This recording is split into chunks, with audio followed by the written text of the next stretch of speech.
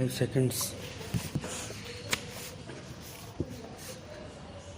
Sir, I should like to deal with some of the recommendations of the committee, particularly their observations in regard to closer coordination between the central government and the state governments. The question of making health a central subject was discussed in the country's Constituent Assembly, and the members did not accept the suggestion made at that time that health should be made a central subject. It is primarily a state subject, but it is also in the concurrent list. But sir, we feel that this was reflected this morning in the answers of the Minister of Health to a short notice question on cholera in Orissa, that there is not sufficient coordination between the central government and the state governments. Cholera has broken out in Orissa. The Orissa government has not asked for the help of the central government, and the central government on its own initiative has not offered any help to the Orissa government. That was brought out in the answers which she gave this morning.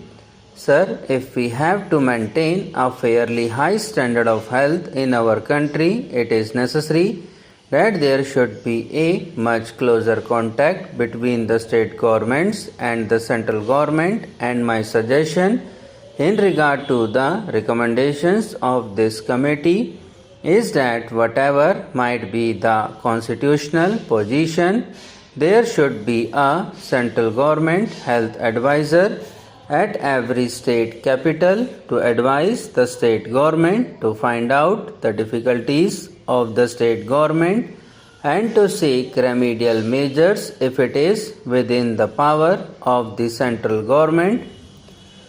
The committee makes a suggestion about regional directorates. That may not be feasible, but certainly it is possible for government to appoint an advisor to represent it in the state capital. The second suggestion that I would like to make in regard to the main recommendations of the committee is that whatever might be the difficulties, we must make a start with regard to the evolution of a national health scheme on the basis of the scheme which is in force in England. In England, any person who makes a contribution of 5 shillings a week can get all the benefits under the National Health Scheme. That is not the rate at which we can get comparable services in our hospitals. A question may be raised that a national health scheme may not be financially feasible in India. The committee has made a recommendation that the Life Insurance Corporation, for example, should periodically check the health of persons who get themselves insured by the Life Insurance Corporation.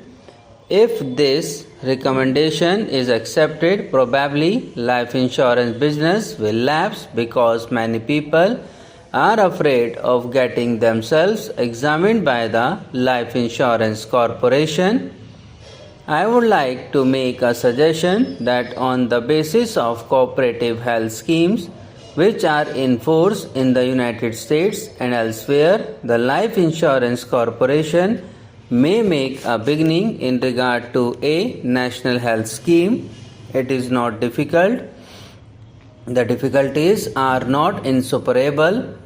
The Employees State Insurance Corporation is going to add about 11 lakhs in the state of Gujarat this year, and if the 11 lakhs are added to the number of those who are getting the benefits of the Employees State Insurance Scheme, at the end of the next year, there will be as many as 83 lakhs covered by that scheme.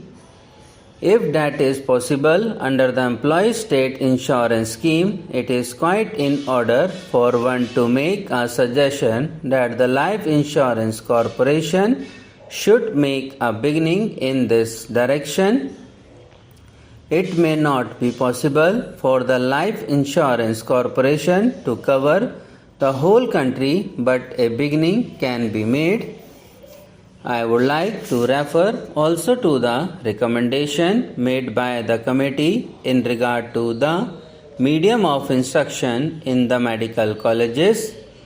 The committee has recommended that English should be the medium of instruction in medical colleges and English should be the medium of instruction for nurses also.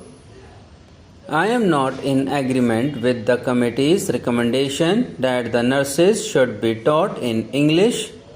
Nurses have got to deal with people who may not know the English language. As far as doctors are concerned, if this country has to keep itself abreast of other countries in the world of medicine, it is necessary that the English medium should be retained. The House will watch with great interest what the Minister has got to say in reply to this salient recommendation of the committee, because on the stand that the Government of India is going to take on this subject will depend the future of medical education in our country.